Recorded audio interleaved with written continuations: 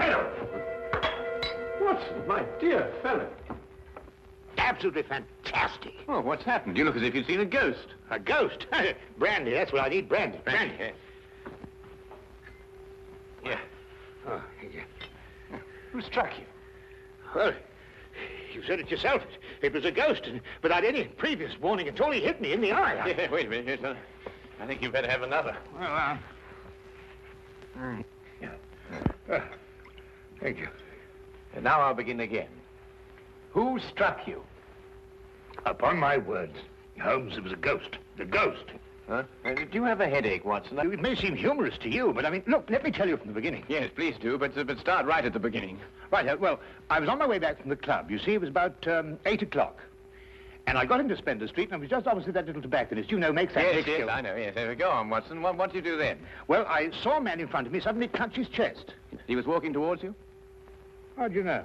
Well, I mean, you said he staggered and clutched his chest. You must have been, Yeah, that's logical. Anyway, well, anyway, I rushed up to him to help him, you see, and he's still able to mumble something about he had a heart, and he lived in 19 Hooper Street, and would I help him get there? But there were no other pedestrians? No, the street was completely deserted. Good. Go on. Well, then his landlady let us in, and he was unconscious by that time, so I carried him up to his room, and I laid him out in his bed, and Holmes, he was dead. Now, look here, Holmes, he was absolutely, completely, and utterly dead. I couldn't make a mistake about a thing like that. No, of course you couldn't, old man. No. Go on, then. What happened next? Well, then I told the landlady rather said to me that she'd call the authorities, you see, and I left my name with her just in case, you know, they'd want me. And then, well, I thought it would be rather more delicate if I left, you see. I mean, he must have relations. Yes, it's quite right, Watson. The most delicate situation. Yeah. What was the man's name? Higgins. Albert Higgins. Uh-huh, I see. And what did you do after you left the house? Well, you see, it had been a bit of an effort, you know, carrying him up like that, so I got down the stairs and popped across the road into a pub and had a pint. Yeah. And then I started off back to the flat, you see. Well, I just turned the corner into Spender Street, and there was Higgins, Albert Higgins? Yeah, just face to face with me. He really was large as life. We stood looking at each other for a minute, then he lashed out and hit me in the eye. And then really, Holmes, he vanished. Vanished? Yes, he's into the blue. Well, he ran away? Well, the street was rather ill-lit, you know, and it took me a minute or two to pull myself together. And then I don't know whether he ran away or not, but he vanished. Well, that's most unusual. Most. Did you speak to this ghost? Well, I may have said, good gracious, Higgins, or by Jove, Higgins, or even good heavens, Higgins. Oh, yeah, it is perfectly natural, Watson. Describe Higgins to me. Well, he's 50-ish. Sandy-haired, medium build. Well, is that all you observed? No characteristics? Well, now, really, Holmes, when I had the chance of examining him on the bed, the most obvious characteristic was he was dead. Yes, but how was he dressed? Green tweed suit. What, just wearing a green tweed suit? He must have been wearing something more than that in this weather. Oh, no, he had a big floppy hat and a long overcoat. Ah. Oh, and something else. Yes, I did notice something else. He limped. Aha. And was he carrying a cane? No cane. Well, is there anything else, Watson? Think hard. Oh, yes, I remember something now. What? Yes, the second time I saw him, he was carrying a package. But the first time, he didn't have one. Now this is curious. Very curious. Where are you going, Holmes? Not me. We. I'm in no condition to leave the house. And a morsel of raw beef will immeasurably improve your appearance. And then what? Then we shall do our best to track down the belligerent ghost of Albert Higgins. Fascinating idea, don't you think? Well, the whole thing's been most unnerving, you know. I mean, it knocks the wind out of the chap, yes? Oh, really, no.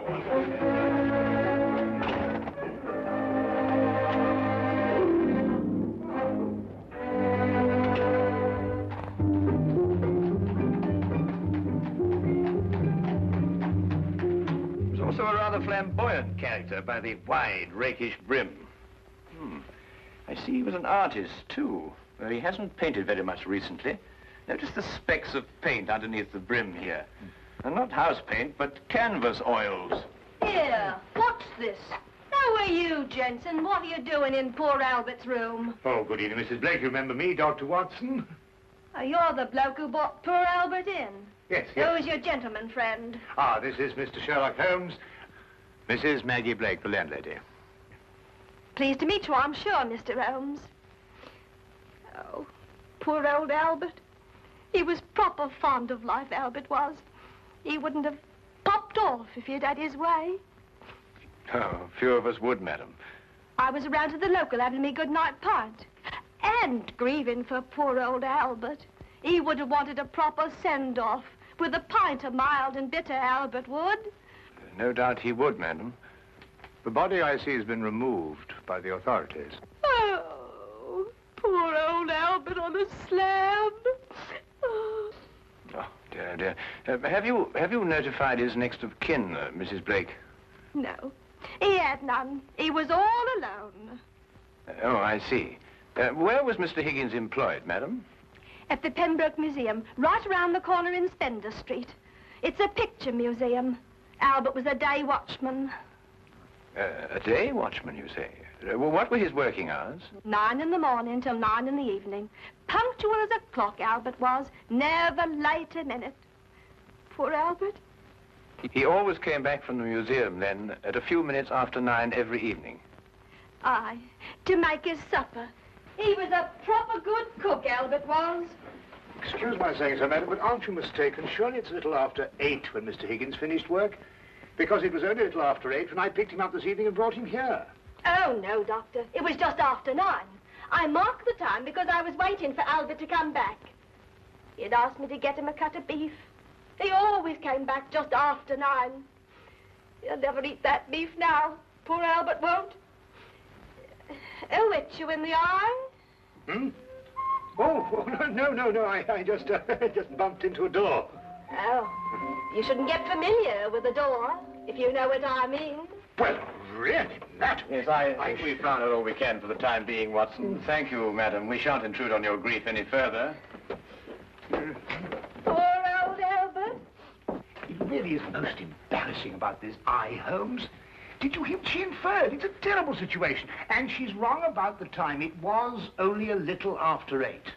And it's only a few minutes' walk to Spender Street. Yes. Time is a curious dimension, Watson. Habit and a preconceived notion can so easily reverse the hands of a clock. And yet the clock is still in perfect working order. Where are we going? To view the mortal remains of poor old Albert Higgins.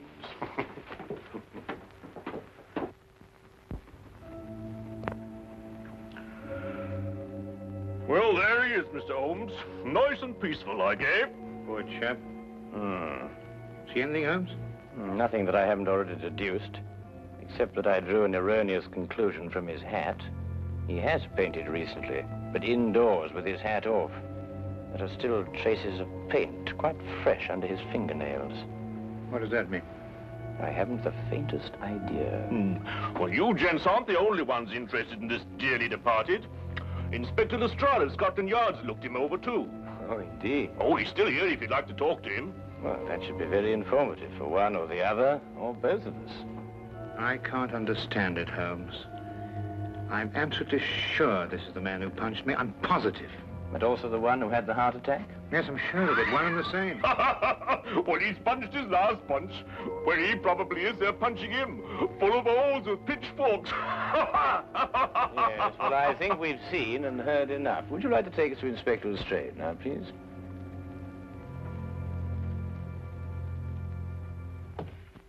Ah, hello, Inspector. Oh, Mr. Holmes, I'm surprised to see you here. Now, this is one case you can't make anything clear out of. Oh, then why, my dear Inspector Lestrade, are you here? Well, when they brought him in, somebody recognized him as Pound-Note Albert Higgins. I come along to check their identification. We like to keep a track of our old pals, you know. What was he in prison for? Counterfeiting. He made the best pound note you ever saw. Yes, he was a real artist. Lestrade, there's no doubt as to the cause of death, is there? Oh, sorry, Holmes. Heart failure, no foul play. I understand you were with him in his last moments. Yes, I was with him on the street when he had the attack, and I took him home. There's nothing you could do, I suppose. Nothing. He was dead before I had a chance to do anything. By the way, what time was he brought in? Oh, let me see now. It would be about, yes, here we are. 9:45. Higgins' landlady notified Constable Smithers at 9:30. Smithers had them remove the body in a matter of minutes. Inspector, are you sure it was 9:30 and not 8:30? No, 9:30 is right here in Smithers' report. Why? Oh, No, it's nothing at all. You're quite sure, Lestrade, there's nothing more to this than a simple case of natural causes? Ah, no, there's no mystery at all. No mystery, Mr. Holmes. What happened to your eye, Dr. Watson? Oh, I bumped into a door. A door? Oh, well, that's a new one anyway. Was it a pretty door? No, really, Lestrade. That's all right, Watson. I won't tell a soul. Well, really, this is insufferable, Holmes. Nobody believes me. Well, why did you tell them the truth? What, that I was punched by a ghost? Yes, I see what you mean. We may have to take on this case anyway, if only to protect your honor and reputation. Well, it's intolerable, Holmes. Absolutely intolerable.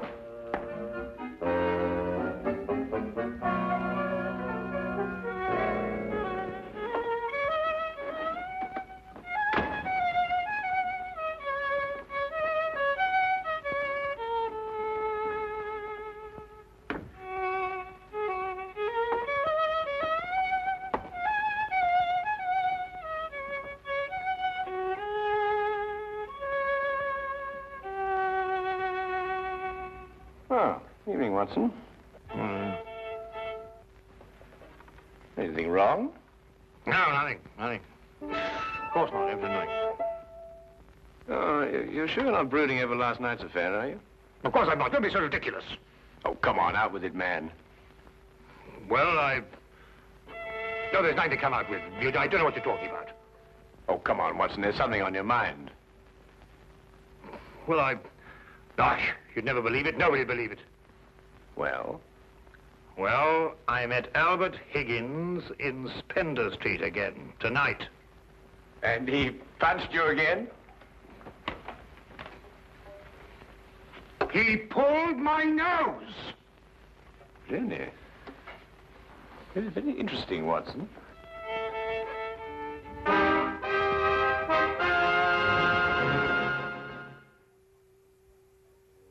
My dear Watson, calm yourself. Look here, Holmes. This whole Higgins affair's gone too far. First of all, last night and now tonight. Calm yourself, Watson, and relate. Everything hangs on this second encounter.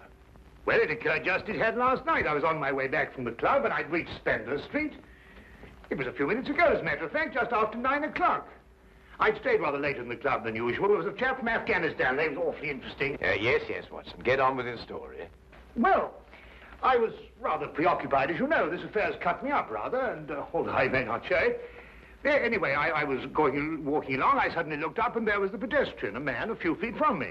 Walking towards you? Well, yes. Of course, I didn't recognize him straight away for, you-know-who. Anyway, I sidestepped him past, and he sidestepped to let me pass, and then we sort of zigzagged about a bit, you know what it is on the street, and ended up by bumping into each other. Now, that's when you recognized Albert Higgins? But it was Higgins. I couldn't be mistaken. Good heavens, man, I know him like my own brother. Dressed as he was last night? Exactly. And what did he do then? Well, as I told you, then he put out his hand, and he... Well, yes, we'll go into that. And then he was gone, vanished. Capital, Watson, capital. Everything begins to fall into place. Now, there's one more question. Was he carrying a package? Well, yes, he was, just like last time. I say, Holmes, do you believe, What? Supernatural? Ghosts, do you mean? Sounds silly, I know, but, Higgins did die of a heart attack. There was no foul play. No foul play? Why, the whole affair reeks of foul play. I can tell you, Watson, I haven't been idle today. Do you know that the Pembroke Museum is showing a collection of paintings on loan from the Italian government, and that included amongst those paintings is Leonardo da Vinci's Moonlight Madonna? Well, I did read something about it in the paper. What's that got to do with Albert Higgins? Well, we must now pay a visit to the good inspector and inform him that if the ghost of Albert Higgins hadn't struck you in the eye... And pulled my nose. And pulled your nose, I would never have suspected the Moonlight Madonna would be stolen from the museum. What? Well, it's quite obvious, isn't it? Well, of course.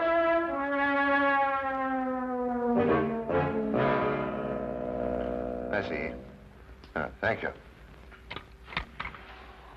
Well, we'll soon know, Mr. Holmes.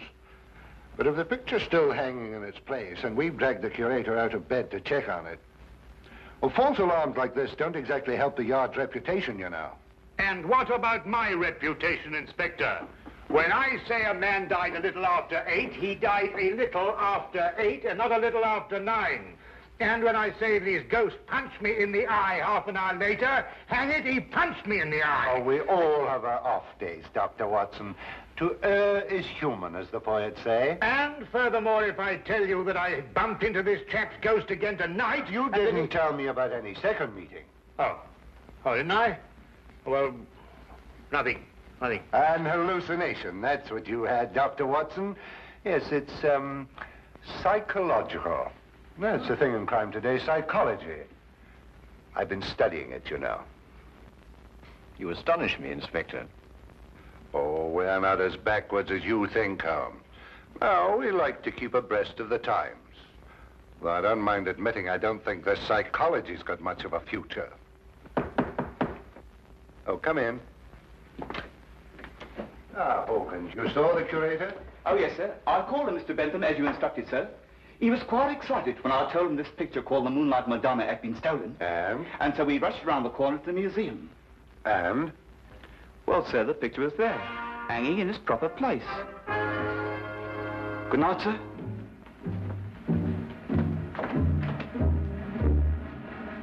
Well, there you are, Holmes. As I said to Dr. Watson, to err is human. Can I give you gentlemen a lift anywhere? Thank you, Inspector. Oh, I think it might be a good idea if we called at the Pembroke Museum on our way. But you heard what Hawkins said. The picture was hanging in its proper place. My dear Lestrade, Hawkins' statement merely proves that what he and the curator saw was not the Moonlight Madonna at all. Merely an excellent forgery.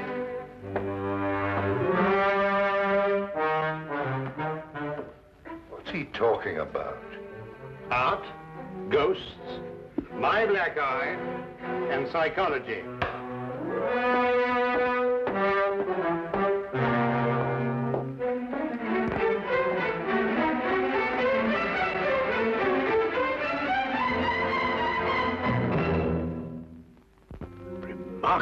Remarkable.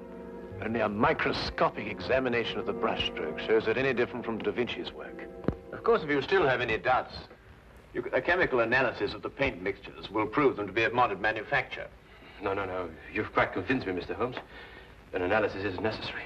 Dear me, this is catastrophic. A rather delicate situation, eh? Delicate? The Italian government will hold the British government responsible. But the painting is an Italian national treasure. And the theft could easily affect the pending treaty between the two nations. Mr. Holmes, you must find the original before the Italians learn the painting's been stolen. The British government will hold me responsible. And the Yard will hold me responsible. The most priceless of the lot, too. Yes, naturally. Well, we know who stole the painting and substituted a forgery, Higgins. All we've got to do now is find out where he hid it. What time did you leave the museum, Mr. Benson? Well, a few minutes before 9. Higgins was still on duty. You're quite sure it was Higgins? I'm certain, Mr. Holmes. I chatted with him for a few moments, and I couldn't have mistaken his voice. And the night watchman relieved him at 9. Well, you heard him say that, Mr. Holmes, and that he had a package with him when he left. The night watchman swears up hill and down dale it was Higgins, all right. Well, the matter seems to resolve itself very nicely, doesn't it? Dr. Watson was punched by Higgins a few minutes after 9. The night watchman saw him leave at 9. And you spoke to him a few minutes before 9. Look, Holmes, why don't you and Dr. Watson go home and have a good night's rest? From now on, it's nothing but plain, ordinary, simple police work. Nothing you could use a magnifying glass on. True. True, Inspector. Well, good evening, gentlemen. Yes, well, good night, gentlemen.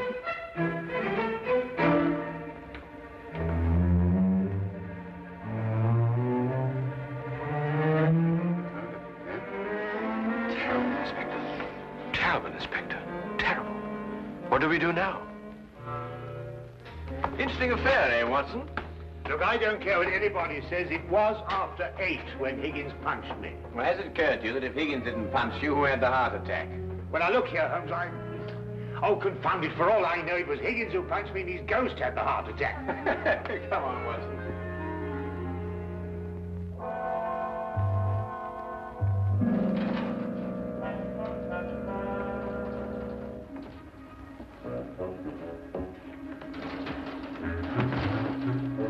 might have the common decency to tell me what we're breaking into. Shh, whisper. But I am whispering. Oh, yeah. Quiet. Look here, we broke into the rear of the museum because if so, Holmes, really I don't know what's going to happen to us.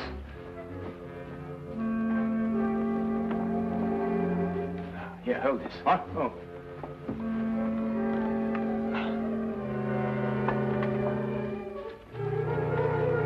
Holmes, this is sheer vandalism. Yes, well, then there must be a bit of a vandal in us all. Holmes, what are you doing? This is wanton destruction. I've never seen anything like this in my life. I forbid you to. I didn't know this side to your character, Holmes. I'm shocked. Ah, just as I thought. Look, Watson. Good heavens, the Moonlight Madonna. Yes, ingenious, isn't it? And yet, what could be simpler than to attach it to the back of an old rubber painting? How on earth did you work that out? Well, I just asked myself where I would hide a stolen canvas. Holmes, have you gone mad? No. We just await events. I don't think we should have to wait very long. Holmes! Dr. Watson! What's the meaning of this? Watson, I believe you've already met Mr. Bentham in his capacity as curator of the Pembroke Museum. Allow me to present him to you now as the picture thief. Charmed, Dr. Watson. Oh, delighted. What is this? So you discovered my little hiding place, Mr. Holmes. I'm curious. How did you know it was I and not the late lamented Higgins? Yes, I believe Dr. Watson's story from the first. If Higgins died at a little after 8, it must have been someone else who struck him a little after 9. But it was Higgins who punched me home. Don't know, Watson. It was a limp, a wide, floppy hat, and an exceedingly long overcoat that punched you, seen in a dimly lit street. A psychological misidentification, as the good inspector would call it. The night watchman was also a victim of the same illusion. And what about the landlady? How much did you have to pay her to set back the time of death by an hour, Mr. Bentham? Oh, not much, Mr. Holmes. How did you know it was me? Dr. Watson and the night watchman both identified the 9 o'clock Higgins visually at a distance. Only you pretended to have spoken to him. This meant that either you were lying or Dr. Watson was punched in the eye by a ghost. I believe the simple explanation. You almost make me feel transparent, Mr. Holmes. To anyone who viewed the facts objectively, you were. It's a pity that one crime has to lead to another. Yes, and I think it's a great pity, Holmes, that you broke that vase. Oh, yes. Well, it's only an imitation. Nonsense, you can't tell me that that sort of work like this is an imitation. Perhaps the pieces can be... Well done, Watson, well done. You know, Holmes, you didn't have to invite him here to catch us. You put us in rather an awkward position. Oh, my dear fellow, I have sublime confidence in your ability to extricate us from any predicament in which my rashness may place us. Might I suggest that you now fetch the good inspector? Yeah, here you are. Yeah. Excuse me. I say, Holmes, Bentham punched me in the eye. Who was it tweaked my nose? Well, my dear old chap, it was absolutely imperative that I make certain that the limp, the hat, and the coat were really capable of fooling you. You?